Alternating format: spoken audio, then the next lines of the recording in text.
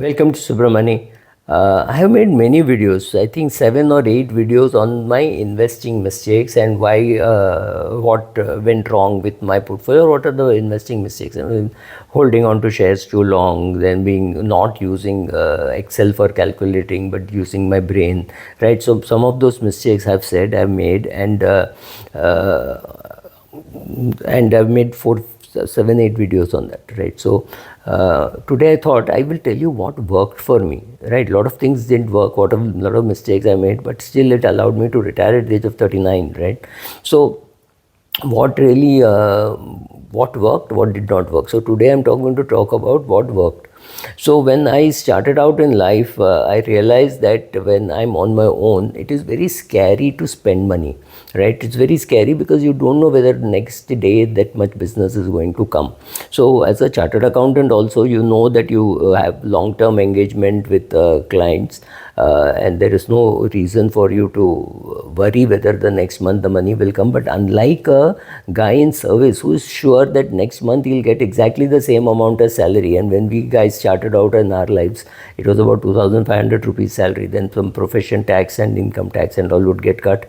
I don't really remember how much would be the money at hand, but yeah, that is how we all started. So what worked for me is, I stayed with my parents for a pretty long time, maybe overstayed their goodness.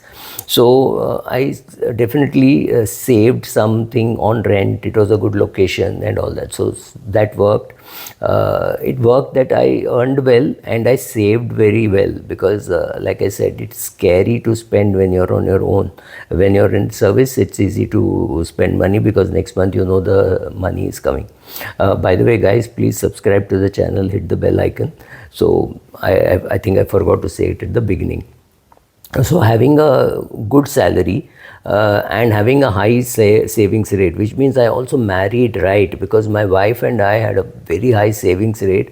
We were not big spenders. She would not spend because she wouldn't want to go out, and I would not spend because she was not coming out. So that saved us. That meant a lot of money was in the hand, and I could invest that money. Another thing which worked for me is the location where I lived. So you know that that's sheer luck, right? So I did not ask my father. As a 2-year-old, we moved in there, or maybe 3 years old, I moved in there. So the question is, did I ask him to move there? No. Did I know the benefit that I'm going to get? I know. But I lived with a Gujarati community which is more into investing and less, and not much into the Tamilian community, which was more into bank fixed deposits and things like that. So that's again luck. So having a high success, high savings rate is a skill, but being born and living in that location, I mean, I was not exactly technically born, but living in that location where a lot of people were trying to create wealth through equity markets helped. Definitely that helped, and that is 100% luck and 0% skill. But having said that, living there, working with them, finding the right people to associate with, and listening to them, and understanding the whole process of wealth creation, typically like how a Gujarati guy or a Marwari guy thinks, and not like a Tambram, and I would have just acquired. I mean, I would have definitely done something. Maybe I would have become a neurosurgeon and managed my money well. I have no clue, but I'm just saying it helped in the fact that I mixed with people who understood wealth creation intuitively. So, right, so which was unthinkable for many of us. For example, when my friends had kids, or even when they were born, the parents would go and open a PPF account and things like that and start accumulating money there. So if you see the power of accounting, power of compounding, the advantage of compounding, the luck of compounding for these Jews and Marwari kids, work from the day they were conceived, perhaps the day where they were born, right? So it worked for them.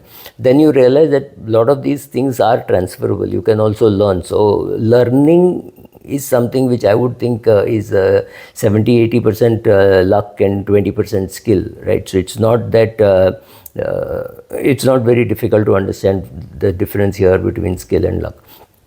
Another thing which I would think is 60-70% luck is stocks delivered. There are some of those shares which I bought maybe in the 1970s also.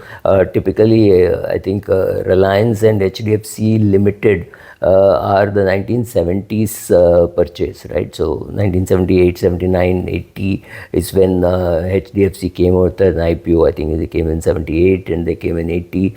Reliance came out with an issue. Lot of FARA dilution happened. So I bought, my father and I was still a kid then, but my father bought all those things, and I must think that I had the skill not to sell it off.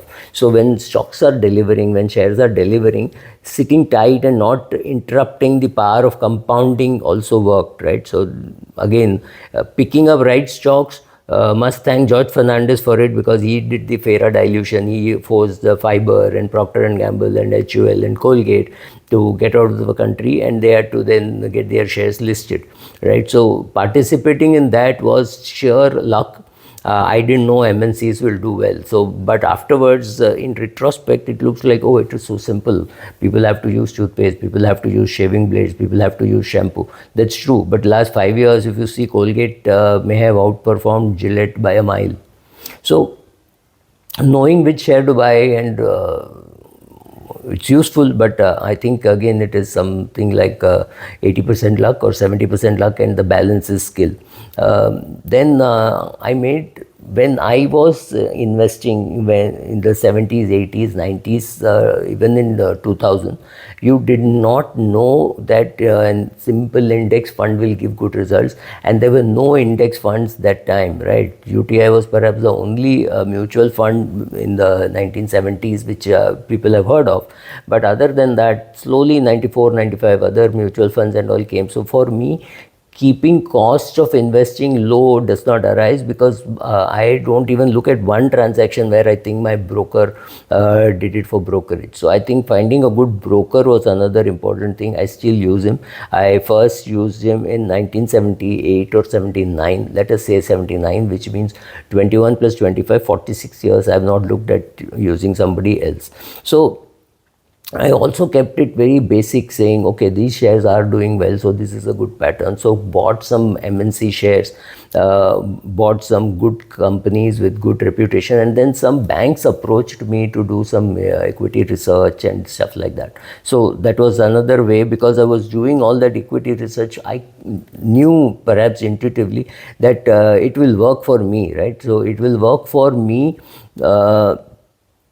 And that's it. So I kept it basic. I bought some basic shares. I held it for long periods of time. I let the power of compounding work. So how much of it is skill and how much of it is luck, I really don't know. But having bought good shares, I sat on them for very long periods of time.